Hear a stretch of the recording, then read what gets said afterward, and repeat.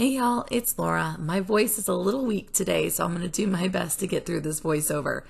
Welcome to day 9 of our Scraptember Video a Day Marathon. This is a collaboration with Christy from Christy's Beautiful Life and the Scrappy Sisters, and our guests for today, Sarah Scraps, Shannon from She's Crafty, and Scrappy Kathy.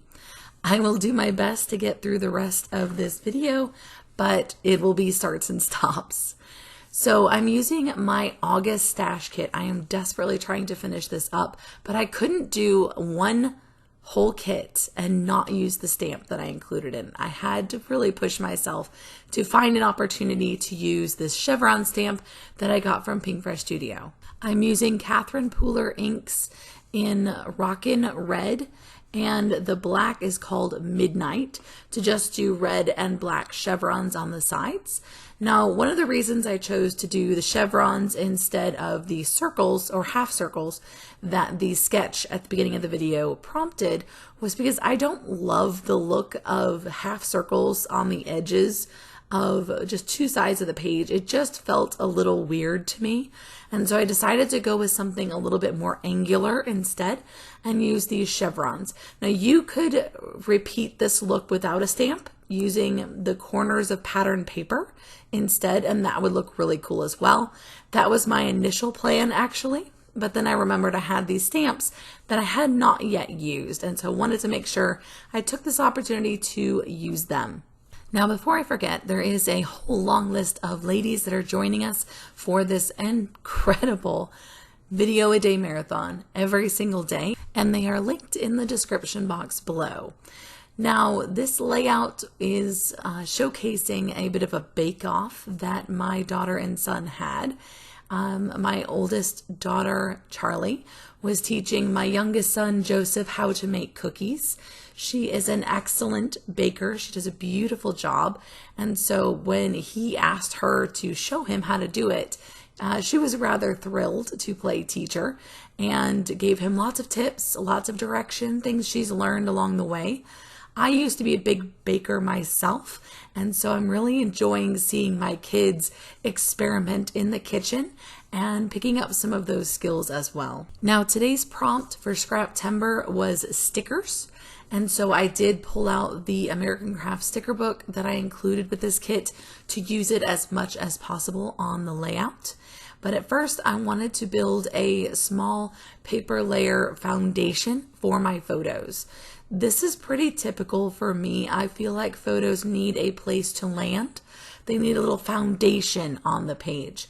So I'm using a little bit of 6x6 paper from my 6x6 paper pad, of course, and just creating a very simple linear layer behind my two photos. Now I'm pulling in the sticker book to see what I can use from it.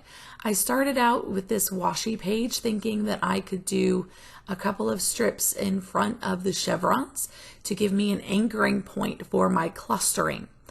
I find it very helpful when you have a pretty angular page like this is to create these anchoring points for your clusters so that they don't look awkward on the page. Also, the sketch called for pretty simple embellishing on this one, and as y'all may know, that's a bit of a struggle for me.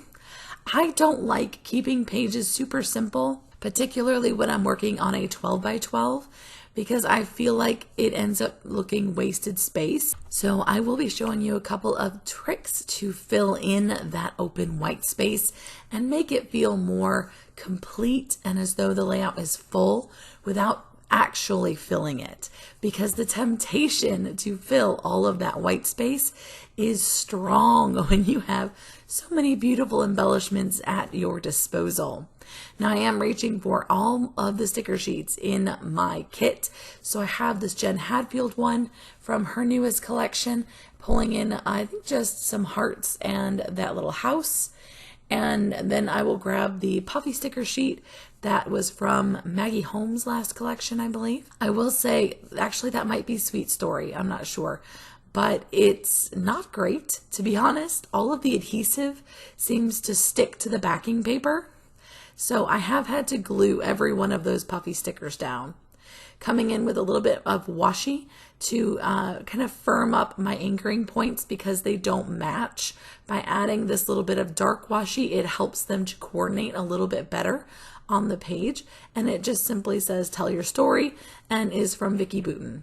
Now, as you can see, I've pulled out some hearts over to the side because I want to use those in my embellishment clusters on both of the two set of chevrons that I've added to the background, as well as at least one behind my photos.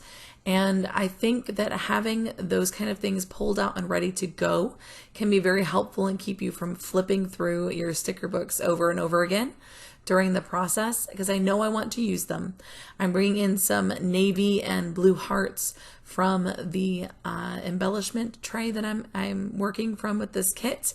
I just use a condiment tray from Amazon to hold my embellishments. I find this works really well. This is a 3-compartment divided container. And so I have the ephemera in one, I'll have fussy cut items in another, and I'll have like the 3D embellishments, the loose embellishments in the last one. So I'm bringing in some of the larger hearts as the base for my clusters, and then I add the smaller hearts on top of it. So this type of clustering is pretty simple and it really has to be judged by your eye. But I feel like adding a word phrase really helps to finish it off and kind of bring all of the pieces together. Now my goal here really was to bring in some of that bright blue that is in my daughter's shirt. And so that's why I've grabbed these particular large hearts from my ephemera container, because I wanted to bring in a little pop of that light blue and mix it in with this red and black. Luckily, there's not a ton of colors in these photos, so I'm able to keep it fairly limited to just the blue, red, and black. And those colors work really well together, with the navy kind of functioning as a dark in this one. You can't super tell that it's navy, it's very close to black. So I think it blends in quite well. Now, because I've added the small wood veneer heart on the left side, and I'm going to use this little wood grain house sticker on the center cluster, I've gone ahead and added a little wood veneer arrow at the top so that all 3 of my clusters have some of the same elements to them. This helps all 3 clusters to feel cohesive because they have similar items in each cluster. So if you're just getting started with clustering, this is a great way to go. It's a quick tip for putting your clusters together, is to have like items in each cluster so that they look like they belong together, even if they're separated across the page. Now, bringing in these little puffy stickers, I was particularly focused on the little rainbows because they had a lot of the colors that I was looking for, and particularly that blue. That blue is, it kind of runs the line between sky blue and periwinkle. And it's very difficult to find in paper collections. So when I was assembling this kit, I made sure to include as many bits and pieces that had that beautiful blue in them so that my kit would be very easy to use and work with. By limiting the blue color choices to just this blue, it really helped me find ways to work it in with pictures that had small touches of it, and maybe it wasn't a major element on the page. Now for my title, I did reach again for my sticker sheet, and I'm going to pop up all of these flat stickers onto some foam strips from Doris. This was not easy to do, but I was determined to make a dent in these flat stickers, and I just don't like flat alphas on the page. I'm just not a fan. I just don't love the way that they look. I will adjust them slightly because they are kind of off. But here is the first tip for filling in blank space. That is to add journaling lines. Because this has so much white space, I have plenty of room to add a nice long story to this layout, and you'll see how that helps to sort of fill in the space underneath of my photos. Now in my journaling, I am specifically going to be talking about my daughter teaching my son how to make cookies, and that I am more than happy to host a bake-off anytime they like, because we all get to reap the rewards from their cooking. Now I am adjusting my letters a little bit here because my photos are slightly angled, very slightly, and so by putting the letters on a slight angle, it fits better. on the page. So that's a little bit straighter. I am going to outline my paper layers to make sure they stand out, because this little bit of shadow that I'm creating with my pen does give them a little bit of dimension and the appearance of depth. It gives the layers the look of being 3D on the flat page because they have a slight shadow behind them. Now for my scattering, I have pulled some of these little gold crosses off of the sticker sheet as well to help blend the title in with my clusters. So adding these little crosses into the layout takes that nice bright gold all the way around the page. Here is my second tip for filling in space on a layout like this that has a lot of white space.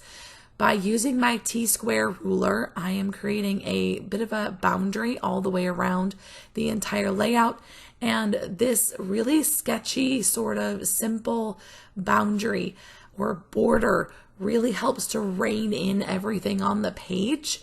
And it gives a little bit of filling in of that white space around the outside. Now, if you don't want to do a sketchy border, you could also trim off about 1/4 inch on each side and back it with another piece of paper. This creates the same concept of having a border and adds a little bit more interest on the page as well. The third tip would be to use some sprays to splatter, because this is a great way to fill in that open space as well and can function as a kind of sliding off point from your larger embellishments into the blank space. I'm adding some Nuvo drops and gold, and then we'll bring in some Heidi Swap Color Shine to splatter around my clusters as well. That's it for this one, guys. I hope you've enjoyed it. Until next time, bye.